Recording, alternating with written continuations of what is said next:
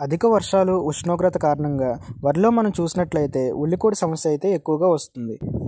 ఇది గాల్మిజ్ అనే కీటకం వల్ల వస్తుంది. ఇది దోమజాతికి చెందిన ఒక పురుగు. ఇది ముఖ్యంగా నారుమడి దశలోను అలాగే పిలక దశలో ఆశించి పంటను చాలా నష్టపరుస్తుంది. ఉల్లికోడు ఆశించిన కర్రలను చూస్తే ఉల్లిగొట్టాల్లో మారిపోతాయి. దీనివల్ల ఎలాంటి కంకులైతే రావు. ఇప్పుడు దీన్ని నారుమడి దశలో ఎలా నివారించాలి, అలాగే ప్రధాన పొలంలో ఎలా నివారించాలని చూద్దాం. నారుమడి దశలో ఎకరానికి సరిపడా కార్బోఫ్యూరాన్ గ్రాన్యూల్స్ 800 గ్రాములు కానీ, ఫిప్రోనిల్ 3G గుళికలు 400 గ్రాములు కానీ చల్లుకున్నట్లయితే దీన్ని స్టార్టింగ్ దశలోనే నివారించవచ్చు.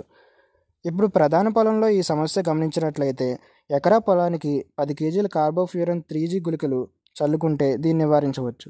ఇలా కాకుండా నీళ్ళతో కలిపి స్ప్రే చేసుకోదగిన మందును చూస్తే ఫిప్రోనిల్ 2.5 ml లీటర్ నీటికి కలిపి స్ప్రే చేసుకోవచ్చు. ఇప్పుడు ఈ సమస్యను నివారించడానికి మీరు ఎలాంటి చర్యలు చేపట్టారు, ఎలాంటి మందులు కొట్టారో కామెంట్లో రాయండి. ఇలా రాయడం వల్ల కొత్త రైతులకు అలాగే తెలియని వాళ్ళకి తెలుస్తుంది. ఈ వీడియో నచ్చితే లైక్ చేసి ఛానల్ని సబ్స్క్రైబ్ చేసుకోండి.